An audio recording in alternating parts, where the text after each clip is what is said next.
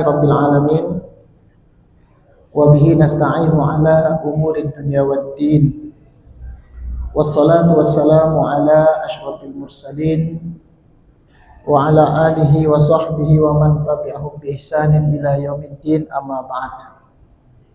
Jamaah pengajian salat maghrib menjelang isya yang dirahmati Allah Subhanahu wa taala. Seperti biasa, kita awali dengan bersyukur kepada Allah. Alhamdulillah, kita sudah diantarkan sampai bulan Rajab. Mudah-mudahan kesehatan seperti ini Allah kekalkan insyaallah sampai kita masuk pada bulan Ramadan. Insyaallah tidak lama lagi. Maka dalam kesempatan ini, jamaah sekalian, saya ingin kutip salah satu pendapat seorang tabi'in, Imam Hasan Al-Basri rahimahullah. Beliau mengatakan, innaka al-ayyam. Kalian ini, kata Hasan Al-Basri, maksudnya manusia kita ini adalah kumpulan hari-hari. Jadi kita ini sebetulnya adalah kumpulan hari-hari saja. Kama zahaba yaumun zahaba ba'duk. Setiap berlalu satu hari, maka pergi pula salah satu di antara kita.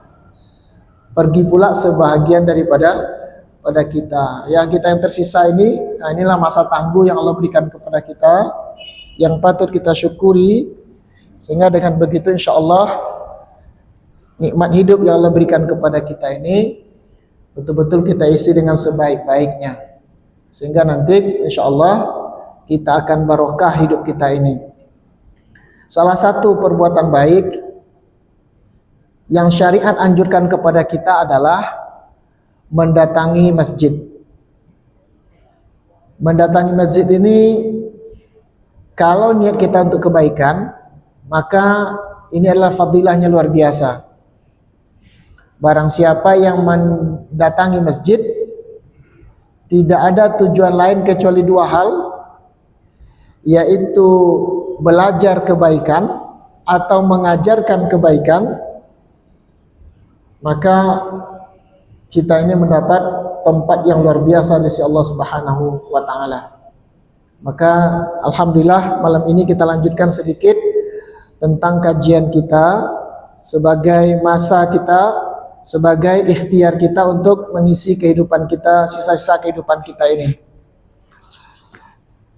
Pada kajian yang lalu, Bapak Ibu sekalian yang dirahmati Allah Subhanahu wa taala, kita sudah bicara tentang banyak hal terkait dengan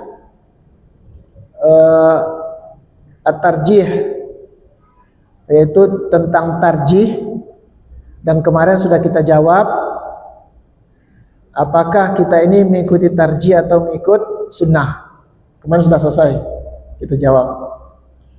Sekarang Bapak Ibu sekalian rahmati Allah Subhanahu wa taala, kita akan bahas atau akan dudukkan dalam agama kita ini tentang 5 hal yang di dalam buku kita disebut dengan Al-Masailul Khamsah. Ada 5 hal yang mesti kita dudukkan betul. Apa maksudnya kita dudukkan betul itu? Insya Allah ketika 5 hal ini kita pahami dengan baik, maka pondasi-pondasi beragama kita, pondasi-pondasi beribadah kita, pondasi-pondasi bermuamalah kita, itu insya Allah berada dalam jalur yang benar. Kalau kita pahami 5 hal. Kita mulai saja. Yang pertama yang harus kita pahami itu adalah ad-din. Apa arti ad-din? Agama. Ad-din dalam Islam disebut agama. Innad dina indallahil Islam. Sesungguhnya agama yang benar itu di sisi Allah adalah Islam. Itu ada kalimat ad-din.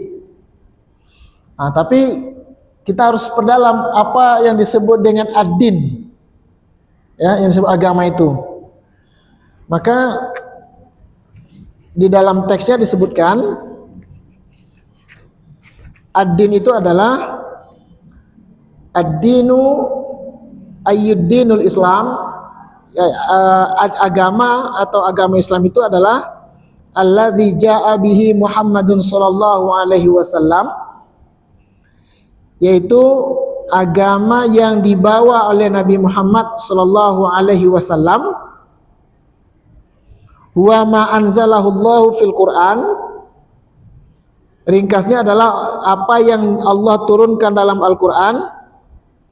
Wa ma ja'at bihi sunnatus sahihah atau al-maqbulah, dan juga adalah yang datang, yang dibawa oleh Rasulullah SAW melalui sunnah makbulah atau as-sunnah as-sahihah. Apa isi ad-din itu? Minal awamir, dari perintah, wan nawahi, dari larangan, wal irsyadati, dan juga pada petunjuk-petunjuk. Tujuannya adalah li silahil ibad dunyahum wa ukhrahum. Tujuannya adalah untuk kemaslahatan manusia baik di dunia maupun di akhirat mereka. Ini perlu kita dudukkan. Apa itu ad-din? Ad-din itu adalah yang disebut agama dalam Islam itu adalah yaitu ja'a bihin nabiyyu, nama ja'a bihi Muhammadun sallallahu alaihi wasallam, itu agama yang dibawa oleh Nabi Muhammad sallallahu alaihi wasallam. Itu yang disebut dengan ad-din secara khusus. Sementara secara umum ad-din itu adalah semua yang dibawa oleh para al-anbiya wal mursalin, yang dibawa oleh para nabi dan rasul, itu disebut dengan ad-din. Sehingga risalah dari Nabi Nuh, dari Nabi Adam sampai akhir zaman, itu bisa disebut al-Islam. Maka Nabi Ibrahim itu disebut dengan Hanifah Muslimah, yaitu memiliki agama Hanif yang muslim. Nah, itu yang disebut dengan ad-din. Kemudian kalau disebut dengan ad-din, berarti tidak boleh satu urusan agama pun yang tidak bisa dirujuk kepada Al-Quran dan hadis atau sunnah. Ini jamaah perempuan, jamaah muda-muda nih. Apa beda sunnah dengan hadis? Kemarin sudah kita sampaikan. Kita ini sekarang ikut sunnah, ya. Kemudian Al-Quran dan hadis. Al-Quran dan apa beda hadis dengan sunnah? Banyak yang menyamakan, tetapi kalau mau kita bedakan, hadis itu adalah sunnah yang sudah dibukukan. Apa artinya? Sunnah yang sudah dibukukan. Di mana kita tahu itu dari kitab-kitab hadis. Jadi Bapak Ibu sekalian, saudara-saudara yang dirahmati Allah Subhanahu wa taala, sesuatu itu baru bisa disebut agama kalau bisa dirujuk dari Al-Quran dan Sunnah. Itu pertama penting kali. Supaya apa? Supaya keluarlah semua amalan-amalan yang dianggap agama oleh orang tapi tidak bisa dirujuk dari Al-Quran dan hadis. Pertanyaannya, banyak tak sekarang seperti itu? Banyak sekali. Nah, yang sederhana, yang singkat, apa yang perlu kita sampaikan? Orang merasa ini agama, padahal tidak bisa dirujuk. Misalnya apa? Ada seseorang ustadz bermimpi, atau orang soleh. Ini selalu saya dengar ini. Ada orang soleh bermimpi, ustadz bermimpi, kiai bermimpi. Lalu di mimpi itu didatangi oleh orang-orang, mukanya putih, pakaiannya bagus. Lalu diajarkan zikir-zikir tertentu. Pernah dengar seperti ini? Ada ya? Ini dulu amalan ini saya amalkan dulu, pernah dapat mimpi bertemu dengan, bahkan ada lagi yang mengklaim bertemu dengan Rasulullah. Bahkan dia mengaku dalam mimpinya itu Muhammad, mengaku dalam mimpi itu Rasul. Mukanya itu bagus, bersih. Ya, istilah kita seperti muka-muka orang Arab yang punya penampilan bagus. Diajarkan doa, diajarkan amalan, diajarkan zikir. Yang zikir itu alhamdulillah begitu kita bangun hafal kita zikir yang diajarkan tadi. Ya. Lalu Apakah langsung kita sebut itu bisa disebut dengan agama? Enggak boleh Bapak Ibu sekalian. Walaupun yang diajar itu terlihat baik, tapi kalau nanti ketika kita bangun, dicek oleh para ulama, tidak ada dalam ini dan tidak ada dalam hadis, maka itu tidak disebut dengan agama. Kenapa? Al-yawma akmaltu lakum dinakum wa atmamtu alaikum ni'mati wa raditu lakumul islam madina. Ad-din itu sudah sempurna. Wa raditu lakumul islam madina. Berarti Allah telah ridho kepada kita nih Islam ini sebagai agama. Apa maksud ridho ini? Berarti semua sesuatu yang berkaitan dengan agama itu sudah tuntas, sudah diajarkan oleh Rasulullah sallallahu alaihi wasallam. Lalu ada yang bertanya, kan sekarang muncul ini salam semua agama. Pernah dengar? Dulu kita kenalnya assalamualaikum. Sekarang kalau ada yang berpidato 4 atau 5 itu banyak sekali. Boleh nggak itu? Pertanyaannya, apakah salam ini termasuk urusan agama atau tidak? Salam urusan agama atau tidak? Salam itu adalah urusan agama. Gimana? Ya itu maksud saya. Makanya jadi mau RI berapapun, tapi kita akan lihat ini takarannya ini tadi. Ini meluruskan yang muamalah ini, belum ibadah ini muamalah saja. Apa dalam hal kehidupan sehari-hari. Diucapkan dengan alasan ini kan baik. Ya, menghargai, baik, toleransi. Saya ucapkan, saya sampaikan kepada kita semua. Salam itu urusan agama. Wa idza hayyitum bi tahiyatin fahayyu bi ahsana minha aw rudduha. Kalau kalian diucapkan salam oleh orang, maka jawablah salam itu dengan lebih bagus atau minimal rudduha. Jawab sebagaimana mereka ucapkan. Artinya setimpal. Maka ulama fikih, ulama kita mengkaji tentang ini baru salam ini, nanti yang lain banyak nih. Dalam agama kita dikaji gimana etika Rasulullah mengucapkan salam. Maka kata Rasulullah, jangan kalian memulai salam kepada Yahudi dan Nasrani. Apa maksud salam di sini? Yaitu mengucapkan assalamualaikum. Kenapa? Apa dasarnya? Suatu ketika datang seseorang kepada Rasul, lalu dia bilang assalamualaikum. Maka kata Rasul dapat 10. Kemudian datang lagi laki-laki yang kedua, assalamualaikum warahmatullah, dapat isyrun 20. Kemudian datang lagi laki-laki yang ketiga, assalamualaikum warahmatullahi wabarakatuh. Maka kata Rasul 30. Berdasarkan hadis ayat ini, berarti salam itu hanya 3, Pak. 1 assalamualaikum, 2 assalamualaikum warahmatullah, yang ketiga assalamualaikum warahmatullahi wabarakatuh. Itu yang disebut salam. Nah, maka kata Rasulullah, jangan kalian awali salam ini kepada Yahudi dan Nasrani. Lalu pertanyaan, kenapa tidak boleh? Rupanya salam dalam Islam itu bagian dari agama. Nah, oke. Lalu sahabat bertanya, gimana kalau mereka yang duluan salam? Ada orang kan sekarang kan banyak juga yang bisa menghafal salam. Maka kata Nabi, fakulu, maka kalian katakan saja, jawab saja wa alaikum. Kalau ada orang lain mengucapkan salam Islam kepada kita, maka ucapkan saja wa alaikum. Kenapa Rasulullah begitu ketat dalam masalah salam ini saja? Berarti salam ini bagian dari agama. Tiba-tiba ada sekarang 7 atau 8 atau 5 diulang-ulang itu nggak bisa. Kenapa? Karena salam salah satu password orang masuk surga. Berarti ini masalah agama. Ini dalam masalah salam tuh. Contohnya begitu. Ada amalan yang dibuat oleh orang terlihat baik, tapi kalau tidak bisa dikonfirmasi kepada majabih Nabi tadi, yang tidak bisa dikonfirmasi Al-Quran dan Sunnah, berarti itu bukan dari agama. Tuh, satu dulu. Karena waktu terbatas, saya lanjutkan dulu. Yang kedua disebut dengan ad-dunya. Apa yang kedua? Jadi masalah 5, mungkin tidak sampai 5 malam ini, cukup 2 atau 3 saja. Yang kedua disebut dengan ad-dunya. Kan ada agama, ad-din, ada ad-dunya. Itu masalah dunia.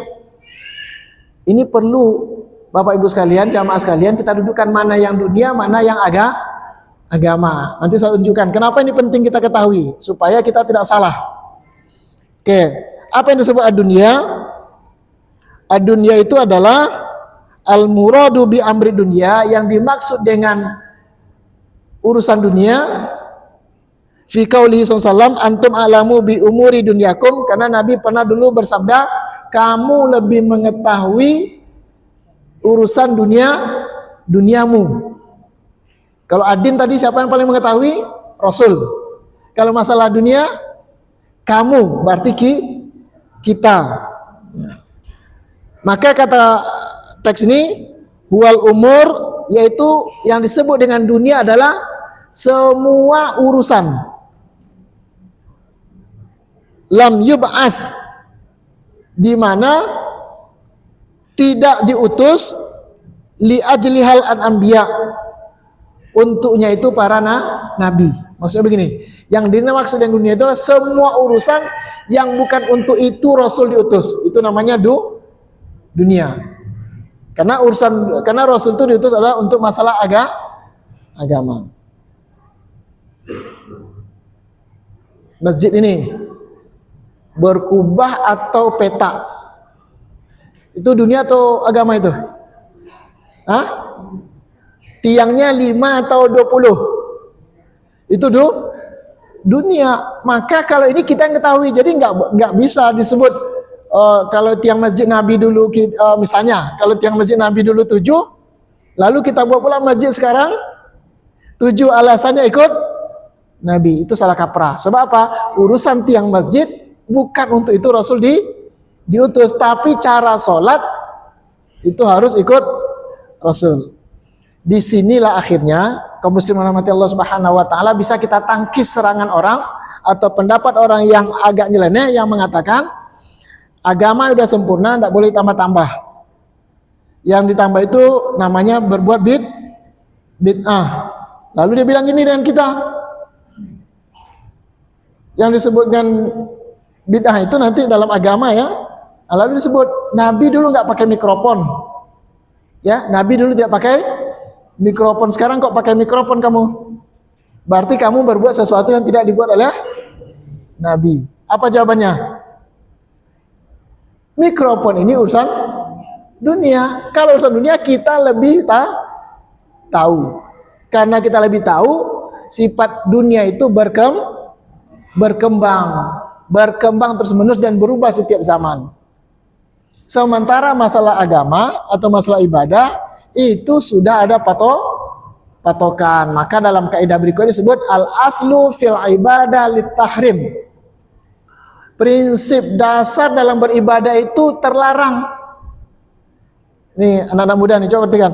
Prinsip dasar beragama itu dalam ibadah itu terlarang. Sampai kapan terlarang? Sampai ada tuntunannya, sampai ada perintah. Maka apapun perilaku ibadah orang itu semuanya nggak boleh dilakukan kecuali ada perintah. Sementara sebaliknya, hukum asal pada dunia ini boleh apa saja kita lakukan kecuali yang dilarang. Nah, ini Pak. Ulangi, urusan ibadah, urusan agama semuanya dilarang kecuali yang diperintah saja. Berarti nggak boleh seenak kita sholat, seenak kita buat kalimat salam, seenak kita beribadah, seenak kita puasa, haji dan sebagainya. Maka di situ disebutkan khudhu anni manasikakum. Kalian harus mengambil dari saya cara manasik. Maka saking patuhnya sahabat pada Rasul, pernah dulu Umar, kalau disebut menggerutu kan tidak enak juga, pernah Umar berdialog dengan batu hitam. Apa namanya batu hitam itu? Hajaral Di mana adanya Hajar Aswad? Siak? Enggak. Walaupun ada batu hitam di Sungai Siak, ada batu hitam di Sungai Kampar, itu tidak sebut Hajar Al-Aswad maksud kita ini. Di mana ada Hajar Aswad itu? Di salah satu sudut Ka'bah. Tawaf Rasul. Ya. Jadi tawaf Rasul. Tiba-tiba sampai di Hajar Aswad, Rasul cium. Dilihat oleh Umar bin Khattab. Apa kata Umar sama batu itu sebelum diciumnya? Hei batu, andaikan aku tidak melihat Rasulmu menciummu, Rasul Muhammad SAW menciummu, tidak akan saya cium kamu. Karena kau hanya batu. Tapi kenapa dicium oleh Umar bin Khattab? Ada contoh, ada tunan. Berarti mencium Hajar Aswad ketika tawaf itu bagian dari agama. Harus ada tuntunannya. Sholat harus ada tuntunannya. Puasa ada tuntunannya. Nah, kemarin ada lagi yang tanya nih, hati-hati. Seakan-akan ini baik nih, padahal kalau tidak ada tuntunannya, buang. Contoh, malam tahun baru kemarin. Kan orang bingung. Dulu banyak orang berbuat hura-hura, banyak berbuat maksiat. Lalu akhirnya apa? Datang kesadaran, kumpulkan aja remajanya di masjid. Sampai di masjid bingung dia. Mau ngapain di masjid? Lalu dibuat ceramah. Terus saking bersyukurnya dia sholat 2 rakaat.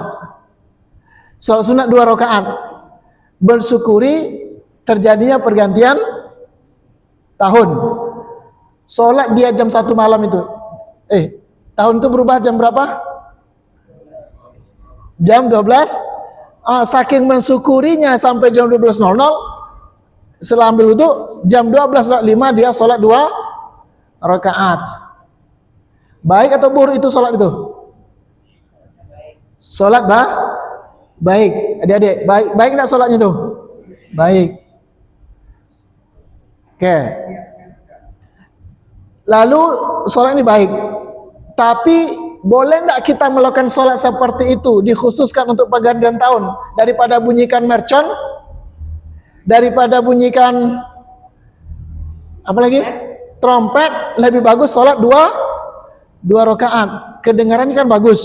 Tapi ketika Bapak tetapkan lebih baik sholat 2 rakaat jam 12 malam itu daripada bunyi trompet, ketika Bapak tetapkan itu sebagai sholat pergantian tahun, itu harus ditolak. Walaupun sholat, kenapa? Karena tidak ada contohnya. Begitulah ibadah itu. Sebab apa? Besok tahun pertama oke lah biasa saja. Tahun kedua dilakukan, tahun ketiga lakukan. Akhirnya apa? Orang tahu setiap pergantian tahun sholat 2 rakaat. Sehingga besok orang bilang kalau ada yang protes, enggak ada tuntunannya. Loh, dari nenek moyang kami sholat 2. Tiba-tiba kenapa kau baru sekolah sekarang kau larang? Apa jawabannya? Mau dari manapun dia, seberapapun umurnya, kalau yang dilakukan itu tidak termaktub dalam Al-Quran dan Sunnah, itu bukan agama. Itu dasar tentang ad-din dan al-ibadah. Maka ini baju ini dunia atau agama nih? Dunia. Bapak mau pakai jubah, mau pakai batik, mau pakai kemeja, itu urusan Bapak, karena antum a'lamu bi umuri dunyakum. Enggak boleh orang merasa saya pakai jubah nih, lalu nampak orang pakai batik, maka lebih apa namanya? Merasa lebih hebat saya daripada yang enggak boleh, Pak. Sepanjang yang dipakainya itu untuk menutup aurat. Yang agamanya yang mana? Menutup auratnya. Coraknya dan caranya mana? Itu kalian lebih tahu. Maka ini yang perlu kita dudukan, apalagi bagi anak-anak muda ini, tentang agama ini. Jadi agama itu tidak boleh kita lakukan apapun walaupun terlihat baik kalau tidak tuntunan. Nanti kalau naik kelas, tuntunan itu namanya dalil. Dalil itu dulu sudah saya sampaikan, hanya satu, itu wahyu, tapi bentuknya 2, Al-Quran dan Al-Hadis. Itu ya, itu yang disebut dengan ad-dunya. Jadi kalau masalah dunia, umat Islam ini boleh berubah, Pak. Boleh berbeda, bahkan kalau bisa ambil yang terbaru. Kalau masalah dunia, ambil perkembangan terbaru. Ya. Tetapi dalam masalah agama, yang boleh itu yang paling lama. Yang paling lama apa kita sebut dalam minggu kemarin? Itu namanya salaf. Itu yang dilakukan oleh salafus soleh. Salafus soleh itu ada 4. Karena jamaahnya berubah-ubah, saya terangkan lagi.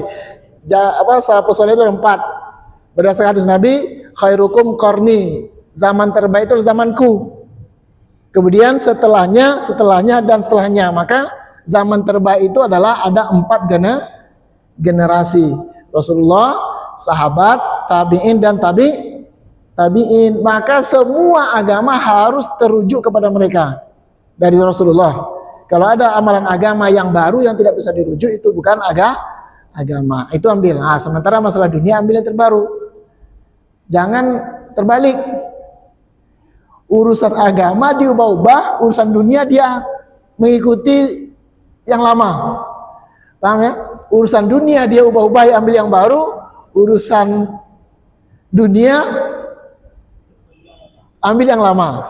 Kenapa Bapak nggak mau pakai pakai kain batik? Udah, bagus kan ini yang lama.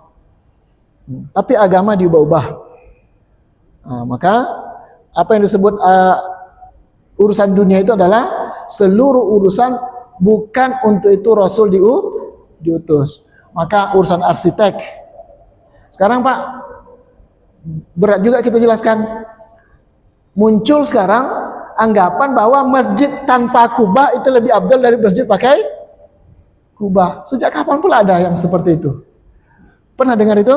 Maka sekarang masjid-masjid supaya kita merasa lebih ikut Rasul, maka dibuat masjid tanpa kubah. Alasannya apa? Itu lebih abdul dan ikut sunnah. Boleh nggak begitu? Nggak boleh, karena bangunan ini mau cat apapun, ya itu dunia.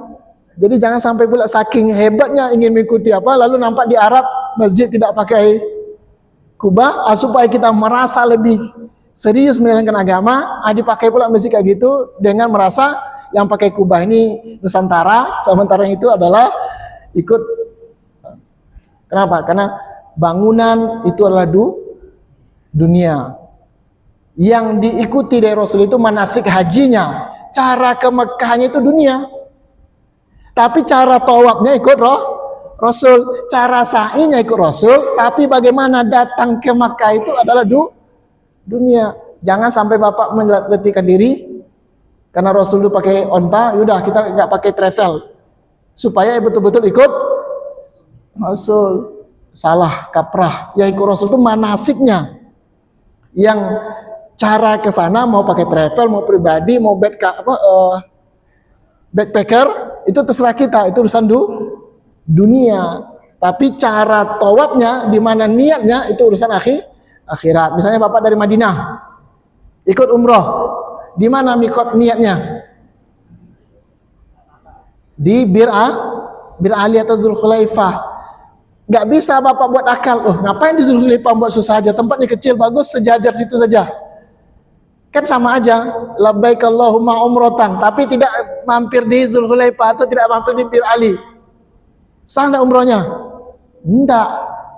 Walaupun mungkin lebih baik tempat lain daripada Zulkhulaifah. Karena sama apa? Berniat umroh itu, mulai ihram itu di Zulkhulaifah. Apapun kondisinya, tetap di situ sampai kiamat, apapun situasinya. Karena itu dia akan berubah. Itu namanya ad-din. Maka selalu saya katakan, tertolaklah pendapat orang kemarin itu berijtihad juga di Indonesia setelah tragedi di Mina. Ini selalu saya sampaikan. Apa tragedi di Mina? Terjadi crowded, jamaah haji itu banyak. Ada yang pernah haji belum? Belum ya? Saya doakan semuanya pergi haji. Ketika di ketika di Mina crowded, maka ada korban meninggal. Lalu datang orang yang ingin mencoba-coba seakan membuat solusi. Ngapain kita sibuk-sibuk ke Madinah hari bulan haji?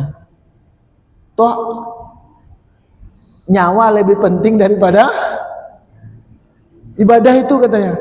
Lalu apa caranya? Ya tempatnya tetap di Mina, tapi waktunya tidak mesti di bulan haji. Lalu diusulkan kemarin oleh mereka, Asia Tenggara bulan Safar. Ini kan aneh-aneh manusia nih. Misalnya Eropa bulan Rabiul Awal, sehingga apa? Sehingga datang ke haji itu ya kita pakai sip supaya apa? Supaya orang tidak mati karena banyaknya manusia dalam satu waktu. Kasih tahu mereka, sampai dunia kiamat pun apapun yang terjadi, wukuf tetap di Arafah tanggal 9. Tetap di Arafah tanggal 9 itu Zulhijjah itu ad-din. Tapi kalau Nabi dulu tidak pakai tenda waktu hukumnya, sekarang dibuat tenda, itu agama atau dunia? Dunia, nggak boleh bapak tolak. Oh, saya mau ibadah saya lebih hebat. Dulu Nabi terbuka, lalu saya ikut juga terbuka supaya lebih ikut Rasul. Nggak bisa, karena selimut, tenda, bangunan, AC, kipas angin itu adalah masalah dunia. Boleh kita pakai, boleh tidak. Walaupun Nabi tidak lakukan itu, tapi kalau masalah dunia kita boleh lakukan. Tapi keluar dari Arafah itu tidak diterima. Kenapa? Karena itu bahasa, itu bagian dari ad-din.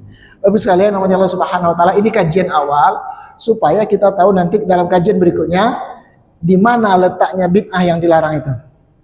Bid'ah yang dilarang itu adalah masalah ibadah atau masalah agama. Selain daripada agama, selain dari masalah ibadah, tidak ada bid'ah. Karena itu ad-dunya. Itu dua, ya, dua. Yang ketiga, al-ibadah. Apa namanya? Al-ibadah. Ibadah itu secara umum apa artinya? Hiya taqarrubu ilallahi bimtisalil awamir wa jtinabin nawahi. Yang dimaksud dengan ibadah itu adalah semua perbuatan yang tujuannya mendekatkan diri pada Allah. Ya, mendekatkan diri pada Allah dengan cara melaksanakan perintah dan dengan cara meninggalkan larangan. Maka Bapak Ibu sekalian, dalam masalah ibadah yang paling utama itu adalah tuntunannya, yaitu harus ada dalil, harus ada tuntunan. Tidak boleh beribadah kalau tidak ada tuntunan. Kemarin saya sampaikan, saya merasa sudah hidup modern ini. Udah modern, kita sudah tergantung kepada teknologi. Tiba-tiba di masih kampung sebelah, nggak jauh dari sini, saya katakan nggak jauh dari sini, masih ada tradisi orang menyembelih kerbau, lalu diambil kepalanya, bawa berenang, bawa berhanyut-hanyut di Sungai Kampar, nanti sampai di tengah sungai, dicampakkan kepala itu ke sungai, lalu sampaikan, wahai penghuni sungai, tolong jangan ganggu kampung kami. Lalu tanya, kenapa Bapak lakukan itu? Kami bukan minta ke setan, tapi kami minta ke Allah, katanya. Lalu kenapa Bapak campakkan itu? Supaya ini namanya wasilah. Katanya berdoa pada Tuhan. Tetapi caranya itu melakukan sesuatu yang tidak ada tuntunannya, maka itu wajib ditolak, walaupun itu bukan hanya, itu adalah termasuk syirik, yaitu menyeru Allah tapi juga menggunakan yang lain. Doa termasuk ibadah. Maka salah satu sunnah doa itu kita berdoa. Salah satu sunnahnya doa dalam ibadah itu kita langsung minta pada Allah Subhanahu wa taala. Boleh enggak minta doa kepada orang soleh? Ada orang soleh minta doa, boleh enggak? Maka di sini ada dua hal yang perlu kita ketahui. Pertama, boleh minta doa kepada orang soleh, kepada ulama, kepada ustadz, sepanjang ustadz itu masih hidup. Paham ya? Jadi kalau kita ketemu orang soleh, kita yakin, tolong doakan saya, tolong doakan anak saya. Tapi kalau dia sudah meninggal,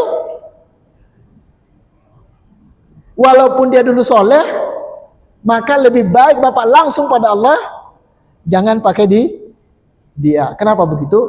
Karena doa ada urusan ibadah, dan ibadah ini tidak boleh ada prakteknya kecuali ada tuntunannya.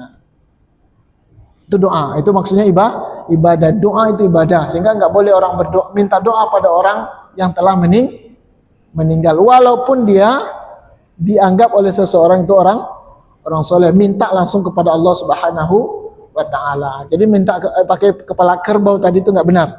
Langsung minta kepada Allah Subhanahu wa Ta'ala. Dan sebagai pelengkap, malam ini kita sampaikan ibadah itu ada dua. Ibadah ada dua. Satu namanya ibadah khassah, yang kedua namanya ibadah ammah. Ibadah khassah atau disebut ibadah mahdhah itu enggak boleh dilakukan kecuali caranya betul-betul ikut Nabi. Juz'iyatihi wa kaifiyatihi, batasannya, kemudian caranya harus ikut apa yang dibuat oleh Rasulullah sallallahu alaihi wasallam, enggak boleh ditambah-tambah. Maka dalam hal ini saya ingin sampai sedikit, kadang kita harus lebih puas. Harus puas kita walaupun yang kita ucapkan itu pendek, tapi diajarkan oleh Rasulullah, yakinlah pahalanya lebih besar itu daripada kita tambah tapi tidak pernah diajarkan oleh Rasulullah SAW. Besoklah kita buka. Amalan itu tergantung capek tidak capeknya kita. Semakin capek kita beramal, pahalanya semakin besar. Tapi ada pengecualian, yaitu jangan Bapak pikir semakin capek otomatis pahalanya besar. Tidak. Ada kadang dia durasi ibadah lebih pendek, tapi pahalanya lebih besar. Bahkan kalau Bapak tambah itu justru maksiat. Contoh, ini sebentar lagi nih puasa. Puasa ya. Salah satu sunnah puasa itu besok adalah berbuka. Jangan Bapak ngada-ngada supaya pahala Bapak lebih afdol daripada orang sesuka jadi ini, maka ketika orang berbuka Bapak masih tahan 5 menit lagi. Bapak undur berbukanya supaya apa? Supaya pahalanya lebih. Itu maksiat, Pak. Walaupun kita seakan-akan kita lebih beribadah ini. Tapi ketika datang masanya berbuka lalu kita tahan supaya lebih banyak pahalanya menahannya, itu bukan pahala yang dapat, tapi maksiat. Kenapa? Karena sudah keluar dari SOP, sudah keluar dari cara yang dibuat oleh Rasulullah SAW, walaupun menurut akal kita itu bisa menambah pahala. Itu Pak risiko dari sebuah ibadah. Maka ya ini walaupun banyak orang marah, tadi sampaikan apa salawat yang paling bagus? Ya salawat yang diajarkan oleh Rasul. Bagaimana kami salat kepadamu ya Rasul? Qul Allahumma salli ala Muhammad. Kalau ada yang panjang, kalau Rasul tidak ajarkan, yakinlah walaupun pendek tapi diajarkan Rasul, karena ini ibadah, ini lebih banyak pahalanya. Nah, jadi kembali ke sini, dalam masalah ibadah yang paling utama dicari itu adalah tuntunannya, dalilnya dulu. Kalau tidak ada, buang. Walaupun seakan-akan terlihat baik. Adapun masalah ibadah ghairu mahdhah, ibadah ammah, ibadah yang paling umum, ya, ibadah ammah atau ibadah yang paling umum itu dua saja yang perhatikan. Niat, ya, niatnya itu harus dijaga. Sementara tata caranya tidak perlu, karena tata caranya tidak perlu, karena itu tidak dicontohkan atau dibuat secara rinci oleh Rasulullah SAW. Tapi kalau ibadah mahdhah, dua kena. Satu, niatnya. Yang kedua, tuntunannya, contohnya. Walaupun niatnya lurus, tapi tuntunannya tidak benar, itu tidak diterima sebagai ibadah mahdhah. Itulah sholat, puasa, dan lain sebagainya, termasuk haji, termasuk zakat, termasuk yang lain-lain, karena itu semuanya termasuk ibadah-ibadah yang telah ditentukan oleh Rasulullah SAW. Adapun ibadah ghairu mahdhah, menolong orang, ya, membantu orang, nah, itu hanya ditentukan oleh niat. Apa contohnya? Bapak capek masuk masjid, niatnya istirahat, boleh nggak itu? Boleh. Tapi apa capek masuk masjid, niatnya itikaf, capek hilang tapi karena niatnya bagus mendapat ibadah. Ibu-ibu nggak mau makan siang hari, niatnya diet, ya nggak apa-apa. Tapi kalau niatnya puasa, maka dapat pahala walaupun perbuatannya sama. Maka nanti akan kita teruskan kalau ada waktu, nanti suatu saat kita sampaikan. Maka motivasi atau niat ini sangat menentukan batas itu antara adat dan ibadat. Antara kebiasaan ibadat itu ditentukan oleh motivasi atau niat. Itu dua baru, dunia, agama, dan ibadat, 3. Masih ada 2 lagi, insya Allah suatu saat akan kita sampaikan, karena ini sangat penting sebagai dasar-dasar kita mengamalkan agama ini. Semoga Allah Subhanahu wa taala bantu kita menambah ilmu, dan yang kita amalkan ini betul-betul berdasar, sehingga besok ketika kita pulang bertemu dengan Allah, Allah berikan reward, Allah akan berikan pahala. Jangan sampai banyak amal tapi tak ada dasarnya, akhirnya jangankan pahala, justru Allah marah dengan kita karena membuat sesuatu yang tidak diperintah oleh Allah Subhanahu wa taala. Subhanakallahumma wa bihamdik, asyhadu an la ilaha illa anta, astaghfiruka wa atubu ilaik. Wassalamualaikum warahmatullahi wabarakatuh.